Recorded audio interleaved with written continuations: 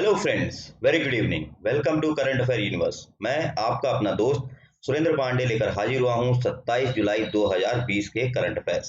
तो दोस्तों, हमेशा की तरह आज के करंट अफेयर शो जो है हमारे दो भागों में डिवाइडेड है। एक पहला है one liners of the day, जहां पे हमारे को ज्यादा डिस्कशन की जरूरत नहीं रहती है, और दूसरा है करंट अफेयर क्वेश्चन आंसर्स, जहां पे हम लोग थरोली डिटेल में डिस्कस करते हैं। तो दोस्तों, आज का करंट अफेयर शो में लगभग 11 क्वेश्चंस रहेंगे और उतने ही one liners of the day भी रहेंगे। तो चलिए, without wasting our time, let's start current affair show of 27 July 2020। तो बढ़ने से पहले आप लोगों को मेरे चैनल को सब्सक्राइब करना है। वीडियो पसंद आए तो लाइक करें, शेयर करें अपने दोस्तों, अपने रिलेटिव्स और स्टडी ग्रुप में। और मैं आपसे बार बार अनुरोध कर रहा हूं कि आप लोग लाइक शेयर करते रहेंगे तो हमारा जो मोटिवेशन है वो बना रहेगा आप लोगों को क्वालिटी करंट अफेयर्स देने में। इसके अलावा आप लोग जो है हमारे बेल आइकन को दबा सकते हैं, जिससे कि नोटिफिकेशन आपको इस क्वालिटी करंट अफेयर्स का डेली मिलता रहे। और जी हाँ, यदि आप लोग जो है पीडीएफ इसका पढ़ना चाहते हैं तो हमने डिस्क्रिप्शन में जो है लिंक दिया है इस पीडीएफ का, आप लोग वो भी डाउनलोड कर पढ़ सकते हैं। और फेसबुक पेज पे भी आप मुझे फॉलो कर सकते हैं, करंट अफेयर यूनिवर्स के नाम से फेसबुक पेज है, आप वहां पे भी जाकर जो है काफी इंटरेस्टिंग इंफॉर्मेशन जो है ले सकते हैं। ओके, तो चलिए शुरुआत करते हैं अपने one liners of the day का। तो क्या है one liners of the day में? सबसे पहला है कि centre bans 47 cloned apps of 59 band Chinese apps. तो जैसा आपको पता है कि जितने लगभग जून के महीने में 59 चाइनीज ऐप्स को बंद कर दिया था, जिसमें टिकटॉक, शेयर इट जैसे फेमस ऐप्स थे। अब जाके सेंटर ने क्या किया, यानी कि आज ही के दिन ये निर्णय लिया कि उनके जो क्लोन्ड ऐप्स हैं लगभग 47, उनको भी बैन कर दिया है और अब ये प्ले स्टोर पे नहीं मिलेंगे। तो ये क्लोन्ड ऐप से मेरा मतलब है कि जैसे शेयर इट का था, शेयर इट लाइट, ठीक है। तो इस तरीके से जो है जो भी क्लोन्ड ऐप्स हैं जिस भी चाइनीज कंपनीज के, उसको भी बैन कर दिया गया है। ओके, चलिए दूसरे वन लाइनर पे। दूसरा है tributes paid to former president doctor APJ Abdul Kalam on his death anniversary. तो जी हाँ दोस्तों, हमारे जो भूतपूर्व राष्ट्रपति हैं डॉक्टर एपीजे अब्दुल कलाम, आज यानी कि 27 जुलाई को, आज ही के दिन उनका निधन हुआ था, तो आज उनकी डेथ एनिवर्सरी है। और ये जो है डॉक्टर एपीजे अब्दुल कलाम, ये भारत के 11वें राष्ट्रपति थे। इनकी किताब है विंग्स ऑफ फायर, जो इनकी ऑटोबायोग्राफी है। अगर आपने नहीं पढ़ी है तो आप उसे जरूर पढ़िए, जिससे कि आप लोगों को काफी इंस्पिरेशन मिले। इसके अलावा जो है डॉक्टर एपीजे अब्दुल कलाम को मिसाइल मैन ऑफ इंडिया भी कहा जाता था। क्या कहा जाता था? तो मिसाइल मैन ऑफ इंडिया। और ये पीपल्स प्रेसिडेंट के नाम से भी फेमस थे। किस नाम से? पीपल्स प्रेसिडेंट के नाम से। ठीक है दोस्तों, चलिए आगे। अगला है the national task force on कोविड-19 decided against including itolizumab drug. अब अभी हाल में मैंने अपने वीडियोस में इटोलिजुमैब ड्रग के बारे में बातचीत की थी। तो इटोलिजुमैब ड्रग है क्या? ये जो है ये बेसिकली सोरियासिस, जो कि एक स्किन की डिजीज है, तो उसको ट्रीट करने के लिए ये एक वैक्सीन है। अभी हाल ही में drug controller general of India ने इस ड्रग को कोविड-19 के ट्रीटमेंट में यूज करने के लिए जो है अप्रूवल दिया था। लेकिन आज ही जो है नेशनल टास्क फोर्स, जो कि डॉक्टर वीके पॉल, जो कि कौन है डॉक्टर वीके पॉल? तो ये नीति आयोग के मेंबर हैं और हेल्थ और न्यूट्रिशन वर्टिकल्स को यही हेड करते हैं। कौन? तो डॉक्टर वीके पॉल। तो इसने जो है कोविड-19 के ट्रीटमेंट में इस ड्रग को, यानी इटोलिजुमैब ड्रग को क्या किया है, इसको इसके अगेंस्ट में रूलिंग दी है। ठीक है, चलिए आगे बढ़ते हैं। हमारा अगला है Hurricane Douglas threatens Hawaii as Hanna downgrades to tropical storm. सो आपका डगलस क्या है? डगलस एक ह्यूरिकेन है। क्या है? एक ह्यूरिकेन है। और हाना भी क्या है? ये भी आपका क्या है? एक ट्रॉपिकल स्टॉर्म है, यानी कि उष्णकटिबंधीय चक्रवात। ठीक है। अब जैसा मैंने पहले वीडियोस में भी डिस्कस किया है कि ट्रॉपिकल स्टॉर्म्स को हम लोग जो है अलग अलग रीजन में अलग अलग नाम से जानते हैं। जैसा ह्यूरिकेन जो है हम लोग इसको करीबियन कंट्रीज, जैसे कि आपका वेस्ट इंडीज हो गया, बहामास हो गया, हवाईन हो गया, ठीक है, तो यहाँ पे हम लोग जो है इसको ह्यूरिकेन के रूप में जानते हैं। यदि आप जो है इंडियन ओशन रीजन में आएंगे तो यहाँ पे हम लोग इसको क्या बोलते हैं? साइक्लोन बोलते हैं। क्या? तो साइक्लोन। और यदि आप साउथ चाइना सी और जापान, यानी कि पैसिफिक जो ओशन है जापान के साइड में, अगर वहां जाते हैं तो वहां पे हम इसको टाइफून बोलते हैं। और यदि आप ऑस्ट्रेलिया में जाते हैं तो हम इसको क्या बोलते हैं? Willy willy. ठीक है। तो दोस्तों, हमेशा ये क्वेश्चन पूछा जाता है, तो आप लोग इसे जरूर से जरूर याद रखें। ओके, चलिए अगला है IIT Kharagpur researchers develop portable device for low cost कोविड-19 rapid test. So IIT Kharagpur ने जो है एक पोर्टेबल डिवाइस जो है कोविड-19 रैपिड टेस्ट के लिए आपका क्या किया है? डेवलप किया है। तो किसने? तो आपका आईआईटी खड़गपुर ने। ठीक है, और आईआईटी खड़गपुर जो है ये सबसे पहली आईआईटी थी जो कि खड़गपुर में 1950s के दौरान 1950s के दौरान जो है स्टैब्लिश हुई थी। ठीक है, आगे बढ़ते हैं। हमारा अगला है ICC launches super league to determine who qualifies for world cup 2023 in India. अब यहां मैंने क्यों दिया है? क्योंकि आपसे यह सवाल पूछा जा सकता है कि वर्ल्ड कप 2023 यानी क्रिकेट का वर्ल्ड कप ये कहां होगा, तो आपका ये कहां होगा? इंडिया में। ये आपको याद रखना है। और आईसीसी ने क्या किया है? सुपर लीग लॉन्च किया है। किसके लिए? तो ये डिटरमाइन करने के लिए कि कौन क्वालिफाई करता है वर्ल्ड कप 2023 के लिए, जो कि कहां होने वाला है? इंडिया में होने वाला है। ओके, आगे बढ़ते हैं। हमारा अगला है फैबियो क्वार्तरारो। क्या नाम है? फैबियो क्वार्तरारो विंस एंडालुसियन मोटो जीपी। तो अब तक आपने जो है फॉर्मूला 1 जीपी के बारे में सुना होगा। अब ये क्या है? मोटो ग्रैंड प्रिक्स। तो ये कौन सा है? एंडालुसियन मोटो ग्रैंड प्रिक्स। ये किसने जीता है? तो आपका फेबियो क्वार्तरारो। ठीक है, और ये जो है कहां हुआ था? ये आपका जेरेज यानी कि स्पेन में एक सिटी है, वहां ये हुआ था एंडालुसियन मोटो जीपी। ओके, आगे बढ़ते हैं। हमारा अगला है पीएसजी यानी कि पेरिस सेंट जर्मन। सो पीएसजी ये एक फुटबॉल क्लब है। कहाँ की? तो ये फ्रांस की फुटबॉल क्लब है और इसने जो है कूपे डी फ्रांस जीता है। क्या जीता है? कूपे डी फ्रांस। ये हम बोल सकते हैं कि जैसे जर्मनी का आपका बंडसलीगा है, आपका स्पेन का ला लीगा है और प्रीमियर लीग किसका है? इंग्लैंड का है। तो वैसे ही फ्रांस का क्या है? कूप डी फ्रांस। अब ये सारा जो भी जैसे कि बंडसलीगा जो है आपका जर्मनी का है, तो उसको जिसने जीता होगा, फिर प्रीमियर लीग जिसने जीता होगा, फिर आपका जो है ला लीगा जिसने जीता होगा और प्लस आपका जो है फ्रेंच जिसने जीता होगा, तो ये सारे मिलकर क्या है कि यूईएफए यानी कि जो है यूरोपियन चैंपियंस लीग जो होता है उसके लिए खेलेंगे और फिर इनमें से एक जो है विनर जो है डिसाइड होता है।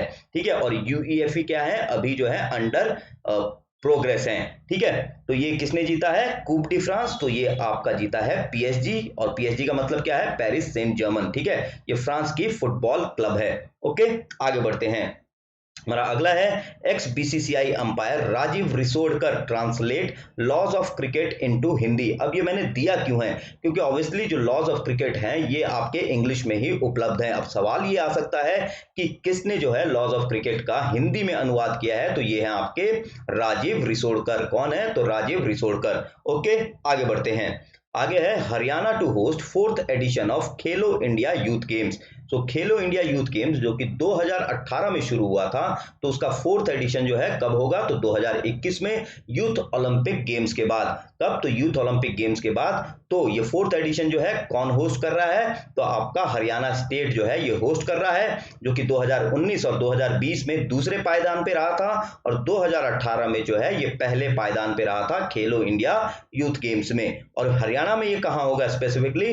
तो ये हरियाणा में आपका पंचकुला। कहां? तो पंचकुला में। ये आपको याद रखना है। और 4th एडिशन कब होगा? तो आपका 2021 यानी कि अगले साल। ओके, तो दोस्तों यहां पे हमारा जो है one liners of the day हम समाप्त करते हैं। आई होप आप लोगों को ये one liners of the day पसंद आया होगा। और अब बढ़ते हैं किसकी तरफ? तो अपना करंट अफेयर क्वेश्चन आंसर्स की तरफ। ठीक है, तो ये देखिए, ये रहे एपीजे अब्दुल कलाम। आज इनकी डेथ एनिवर्सरी है, तो इनको जो है सारे जो नेताएं हैं उन्होंने रिच ट्रिब्यूट जो है उनको अर्पण किए, श्रद्धांजलि अर्पण किए। ठीक है, चलिए अब पहला क्वेश्चन क्या है? To which neighbouring country India will send 10 locomotives to strengthen ties.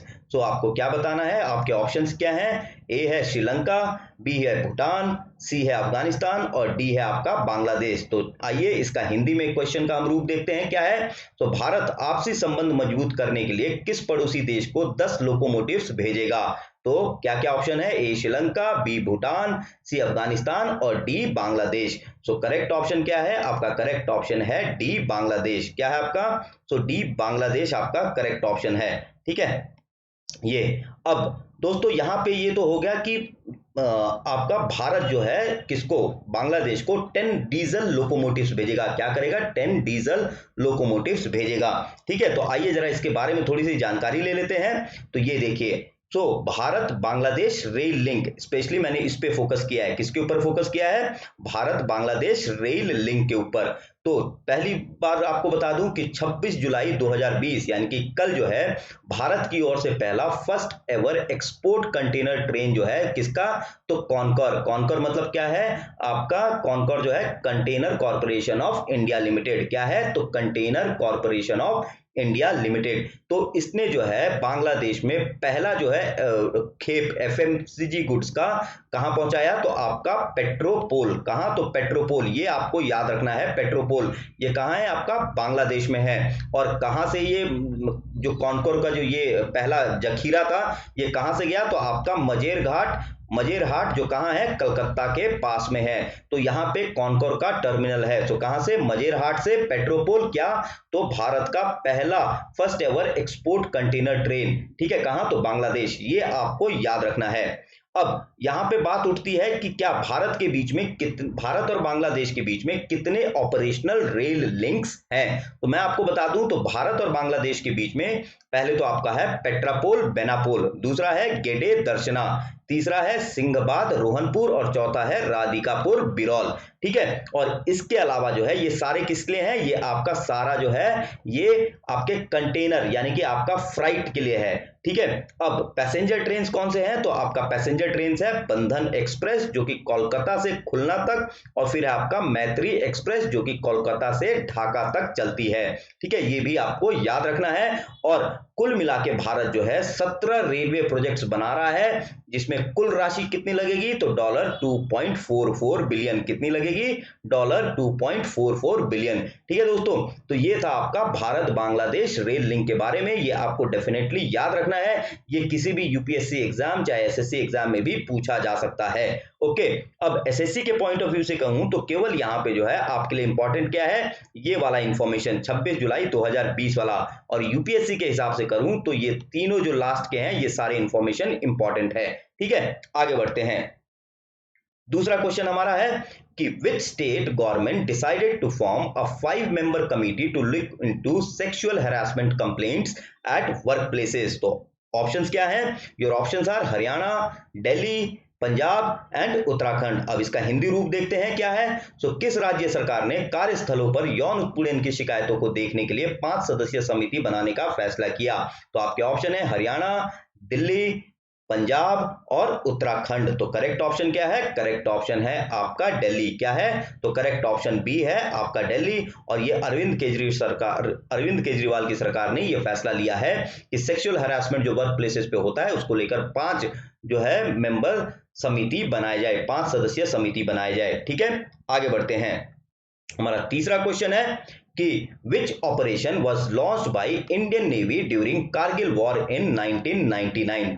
ठीक है, तो क्या है आपके ऑप्शंस? ए ऑपरेशन विजय, बी ऑपरेशन पराक्रम, सी ऑपरेशन तलवार और डी ऑपरेशन त्रिशूल। ठीक है, हिंदी में इसका देखते हैं क्या है। तो आपका 1999 में कारगिल युद्ध के दौरान भारतीय नौसेना द्वारा कौन सा ऑपरेशन शुरू किया गया था? ऑप्शंस है ऑपरेशन विजय, ऑपरेशन पराक्रम, ऑपरेशन तलवार और ऑपरेशन त्रिशूल। तो आपका करेक्ट ऑप्शन क्या है? करेक्ट ऑप्शन है सी। क्या है? तो आपका करेक्ट ऑप्शन है सी।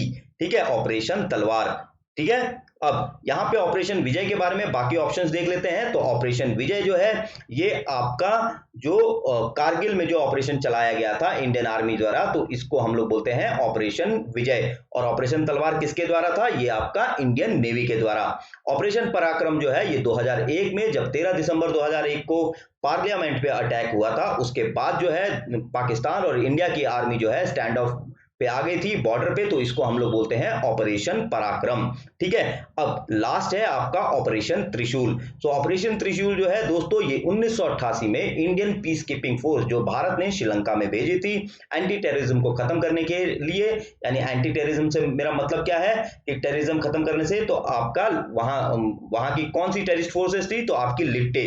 लिट्टे को खत्म करने के लिए ये ऑपरेशन चलाया गया था, ऑपरेशन त्रिशूल अलोंग विथ ऑपरेशन विराट। दो ऑपरेशन चलाए गए थे, ऑपरेशन त्रिशूल और ऑपरेशन विराट। किसके लिए? तो इंडियन पीस कीपिंग मिशन के दौरान 1988 में। ओके दोस्तों, तो अब बात करते हैं कि ये हमने पूछा क्यों है, क्योंकि कल जो है 26 जुलाई था और कल हम लोग उसको कारगिल विजय दिवस के रूप में मनाते हैं, क्योंकि कल ही के दिन 1999 में भारत ने पाकिस्तान के कबीलियों को खदेड़ा था कारगिल से, और भारत ने जो टाइगर हिल है इस पे जो है झंडा फहराया था। ठीक है दोस्तों, आगे बढ़ते हैं। अब हमारा चौथा क्वेश्चन क्या है, तो ये आपकी स्क्रीन पे है। तो चौथा है कि according to a UN report significant numbers of ISIS terrorist have been reported from which two state, और ये चिंता का विषय है। तो आपके ऑप्शंस हैं A Tamil Nadu and Kerala, B Kerala and Karnataka, C Karnataka and Tamil Nadu and D Jammu and Kashmir and Kerala. तो हिंदी में देखते हैं क्या है। तो संयुक्त राष्ट्र की एक रिपोर्ट के अनुसार ISIS आतंकवादियों की महत्वपूर्ण संख्या किन दो राज्यों से बताई गई है या रिपोर्ट की गई है। तो ऑप्शंस क्या हैं आपके, तमिलनाडु और केरल, केरला और कर्नाटका, कर्नाटका एंड तमिलनाडु और जम्मू कश्मीर एंड केरला। तो इसमें जो करेक्ट ऑप्शन है आपका क्या है, आपका बी है, केरला एंड कर्नाटका। तो क्या है, केरला और कर्नाटका जो है ये आपका करेक्ट ऑप्शन है। और ऐसा जो है ISIS मॉनिटरिंग कमेटी जो यूएन की है उसने अपनी रिपोर्ट में कहा है कि केरला और कर्नाटका में लगभग 180 से 200 ISIS के आतंकवादी हैं। जो कि ISIS का मकसद क्या है, ISIS का मकसद है कि पूरे वर्ल्ड में जो है कैलिफेट यानी कि पूरे वर्ल्ड में मुस्लिम जो है राज फैलाना। ठीक है, तो हम यहाँ पे इस्लामोफोबिया नहीं हो रहे, बल्कि इस आतंकवादी का जो ऑब्जेक्ट है वो हम लोग बात कर रहे हैं। ठीक है, आगे बढ़ते हैं। पांचवा क्वेश्चन क्या है आपकी स्क्रीन पे, तो ये रहा। तो पांचवा क्वेश्चन है, India recently announce $400 million currency swap agreement with which country. So आपके ऑप्शंस क्या हैं, A Bhutan, B Bangladesh, C Maldives और डी श्रीलंका। अब हिंदी में क्या है, तो भारत ने हाल ही में किस देश के साथ $400 मिलियन की मुद्रा विनिमय समझौते की घोषणा की है। तो कौन है, ए Bhutan, B Bangladesh, C Maldives, D Sri Lanka. तो करेक्ट ऑप्शन क्या है आपका डी। क्या है करेक्ट ऑप्शन, डी श्रीलंका आपका करेक्ट ऑप्शन है। और इसकी राजधानी क्या है, जयवर्धनपुरे। और आपका जो है यहाँ के प्रधानमंत्री और राष्ट्रपति दोनों जो है भाई। तो भाई कौन है आपका, गोटबाया राजपक्षे और महिंदा राजपक्षे। तो गोटबाया जो है वो प्रेसिडेंट हैं और महिंदा क्या है, प्रधानमंत्री हैं। ये दोनों भाई हैं। ठीक है, और अब बात करें किसके बारे में, तो अब बात करते हैं कि करेंसी स्वैप एग्रीमेंट होता क्या है। आपको जानना जरूरी है ना कि करेंसी स्वैप एग्रीमेंट होता क्या है।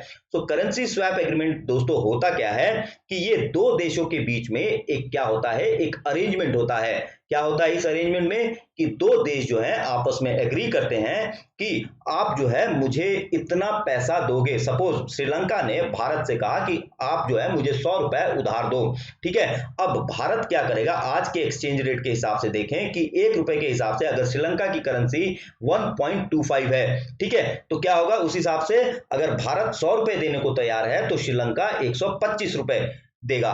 लेकिन इसमें होता क्या है, इसमें होता यह है कि ये जो लोन अरेंजमेंट है ये आज के इंटरेस्ट रेट पे फिक्स होता है। तो अगर फ्यूचर में श्रीलंका 125 रुपए देगा तो वो आज के एक्सचेंज रेट के हिसाब से देगा, ना कि उस समय जो एक्सचेंज रेट होगा उस हिसाब से देगा। तो इससे होता क्या है कि जो एक्सचेंज रेट फ्लक्चुएशन के कारण जो रिस्क एसोसिएटेड होता है वो क्या हो जाता है, वो कम हो जाता है, या उसे हम कहें तो हेज किया जाता है। क्या किया जाता है, हेज किया जाता है। आपको पता है ना हेज का स्पेलिंग HEDGE। ठीक है, इसे हम हेज बोलते हैं। और हेजिंग जो है ये फाइनेंशियल क्या है, एक टर्मिनोलॉजी है। ओके, अब यहां मैंने दिया है व्हाट इज करेंसी स्वैप, तो आप यहां से भी पढ़ सकते हैं। मैंने आप लोगों की हालांकि समझा दिया है। ओके, अब किसके बारे में बात करते हैं, अब बात करते हैं करेंसी स्वैप एग्रीमेंट जो भारत और श्रीलंका के बीच में हुआ है। तो यहां देखिए क्या है कि ये जो करेंसी स्वैप एग्रीमेंट हुआ है ये नवंबर 2022 तक क्या रहेगा, ये वैलिड रहेगा। और ये किसके किसके बीच में हुआ है, ये RBI यानी कि रिजर्व बैंक ऑफ इंडिया और सेंट्रल बैंक ऑफ श्रीलंका के बीच में हुआ है। और ये जो अरेंजमेंट है ये भारत जो है सार्क करेंसी स्वैप फ्रेमवर्क के अंतर्गत देगा।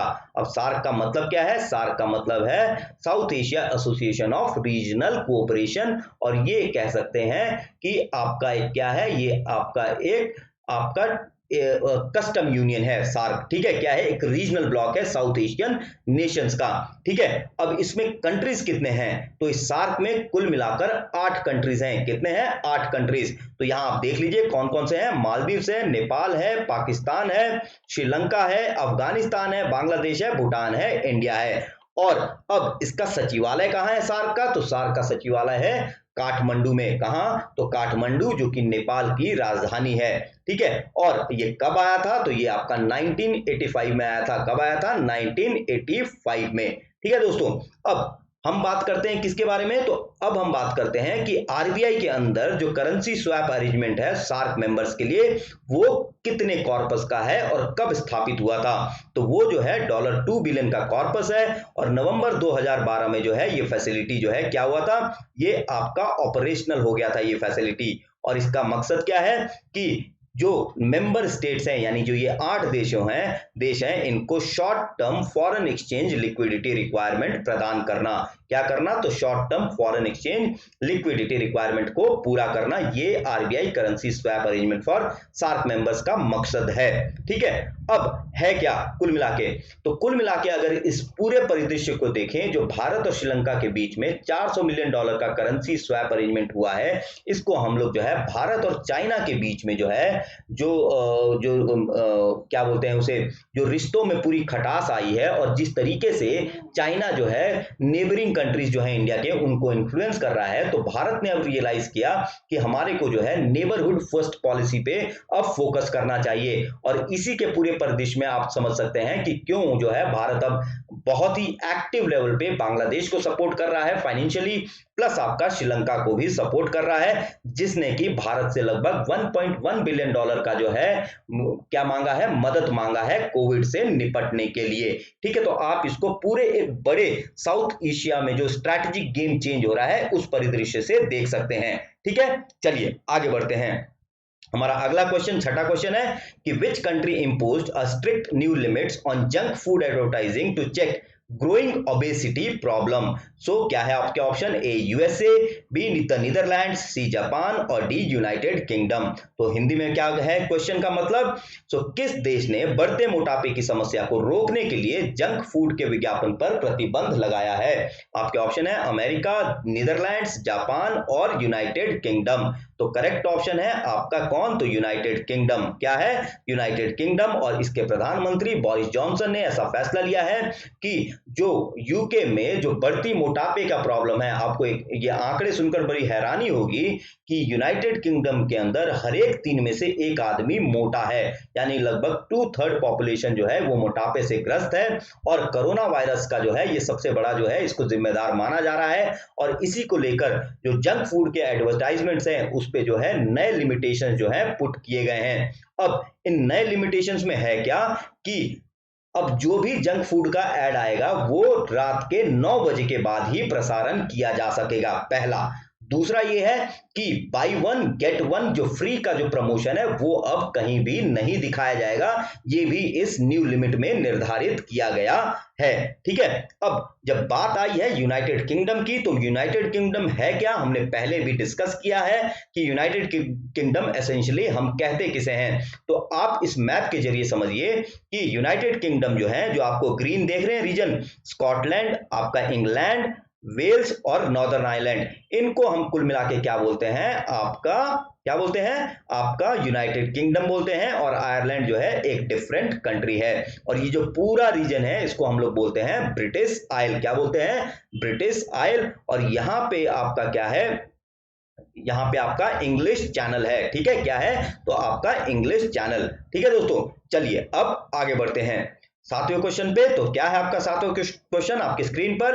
Who is the author of book titled Finding Freedom? So who is the author? ये रहे आपके options. A Prince Harry and मेगन Markle, C B Carolyn Durand and Omid Scobie, C Amitabh Ghosh और D William Dalrymple. ठीक है, तो क्या है हिंदी में? फाइंडिंग फ्रीडम नामक पुस्तक के लेखक कौन है? आपके ऑप्शंस ए प्रिंस हैरी और मेगन मार्कल, बी कैरोलिन ड्यूरेंट और Omid Scobie, C Amitabh Ghosh और डी विलियम डैलरिम्पल। ठीक है, तो आपका करेक्ट ऑप्शन है बी। क्या है आपका? तो करेक्ट ऑप्शन बी है Caroline Durand and Omid Scobee. और ये हमने बुक क्यों बताया? क्योंकि अभी ये जो बुक है ये काफी कंट्रोवर्सी में है, काफी जो है ये सुर्खियों में है। क्यों? क्योंकि इसमें बात की गई है कि कैसे जो है रॉयल फैमिली उसमें जो है आपस में ही नहीं बन रही है, वो इस बुक में कहा गया है, जिसको प्रिंस हैरी ने क्या किया है? कहा है कि ये ऐसा कुछ भी नहीं है। ठीक है दोस्तों, चलिए आगे बढ़ते हैं, लेकिन उससे पहले क्या देख लेते हैं? फाइंडिंग फ्रीडम की फोटो देख लेते हैं। ये रही फाइंडिंग फ्रीडम बुक की फोटो, ये रहे प्रिंस हैरी और ये रही मेगन मार्कल। ओके, आगे बढ़ते हैं। हमारा 8वां क्वेश्चन क्या है? तो 8वां क्वेश्चन है, in which 3 cities PM Modi launch high throughput testing facilities of ICMR. ICMR मतलब Indian Council of Medical research.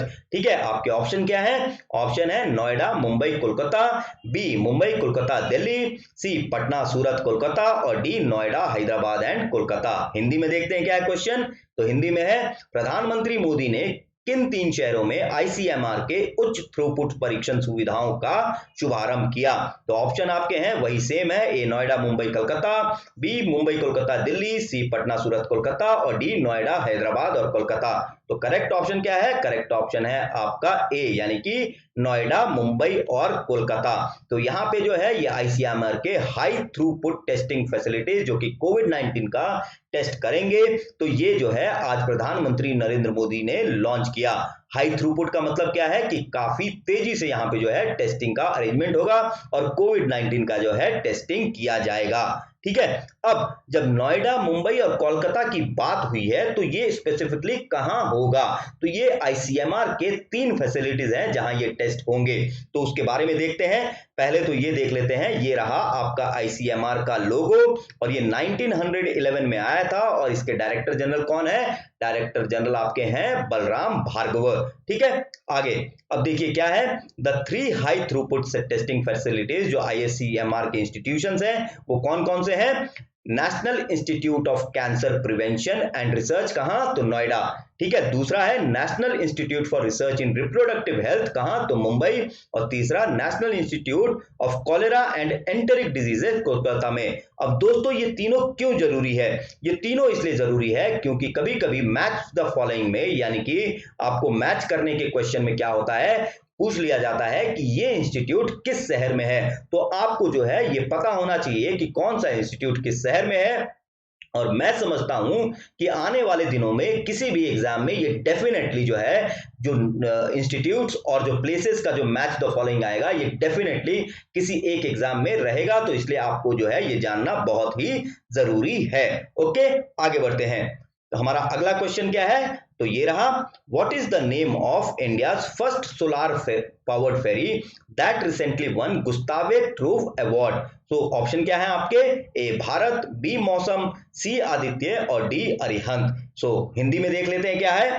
Bharat के पहले सौर ऊर्जा संचालित नौका का नाम क्या है जिसने हाल ही में गुस्ताव ट्रवे अवार्ड जीता है? तो ऑप्शन है सेम, भारत, मौसम, आदित्य और अरिहंत। तो करेक्ट ऑप्शन क्या है? करेक्ट ऑप्शन है सी आदित्य। कौन सा है करेक्ट ऑप्शन? तो सी आदित्य। और यहां देखिए ये रही फोटो, तो ये है आपका आदित्य जो कि इलेक्ट्रिसिटी से प्रोपेल्ड है ये पूरा बोट, और इसे जो है नेव ऑल्ट ने बनाया है। किसने?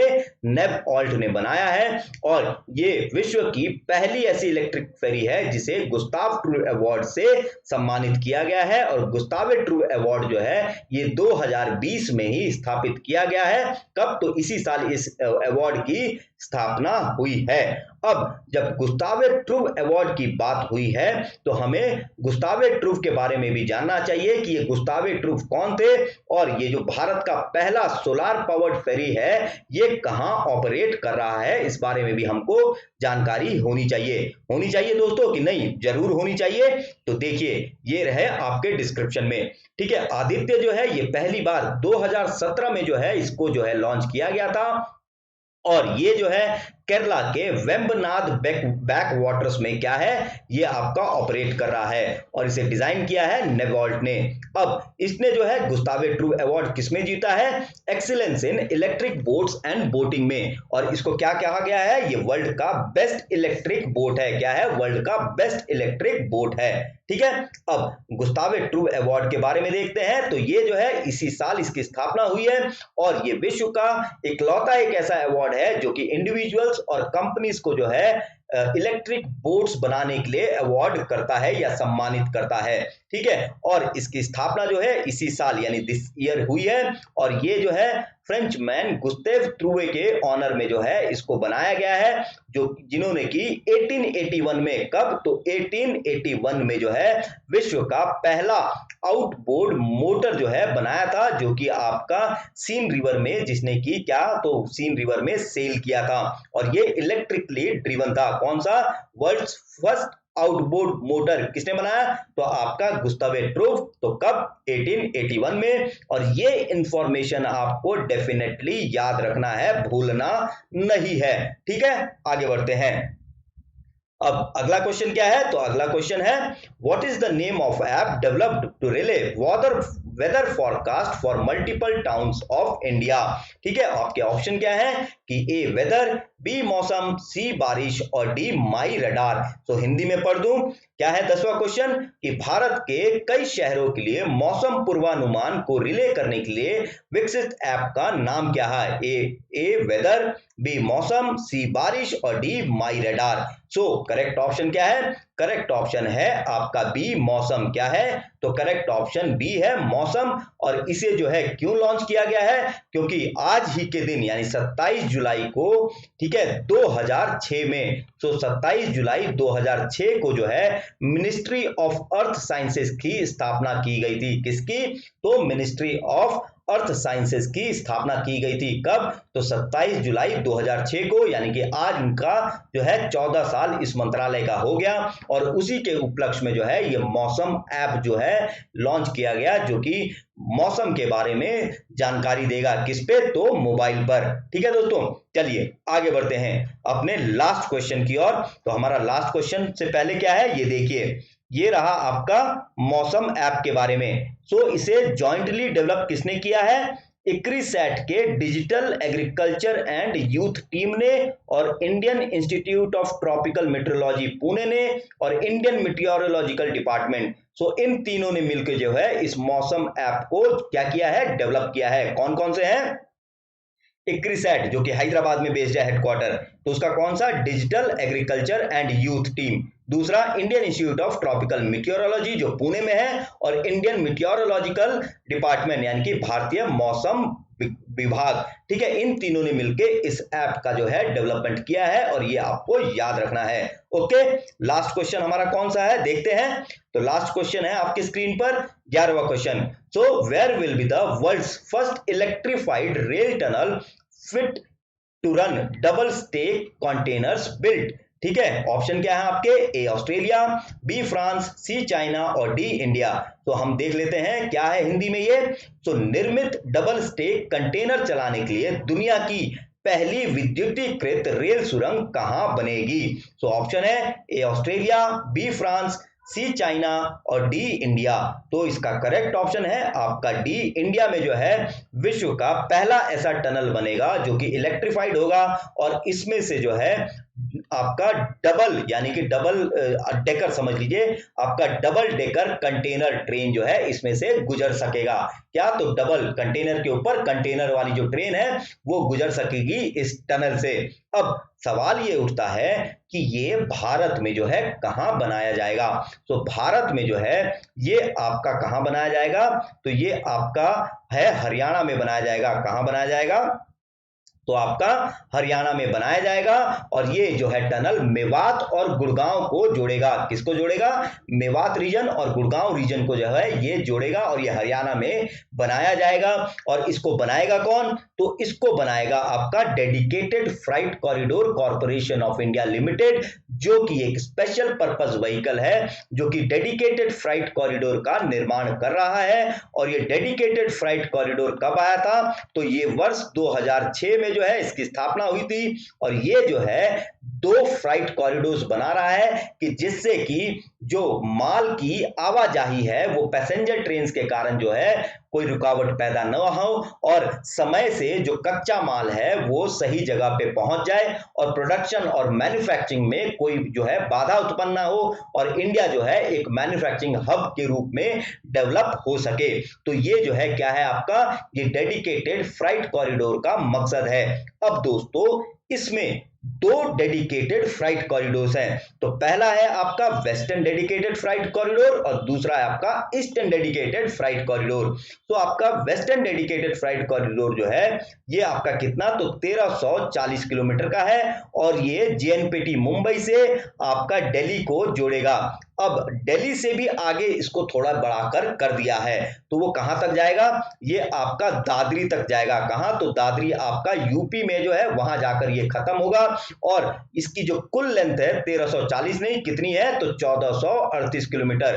कितनी, 1438 किलोमीटर है इस डेडिकेटेड फ्राइट कॉरिडोर की, वेस्टर्न डेडिकेटेड फ्राइट कॉरिडोर की लेंथ। अब बात करते हैं ईस्टर्न डेडिकेटेड फ्राइट कॉरिडोर की।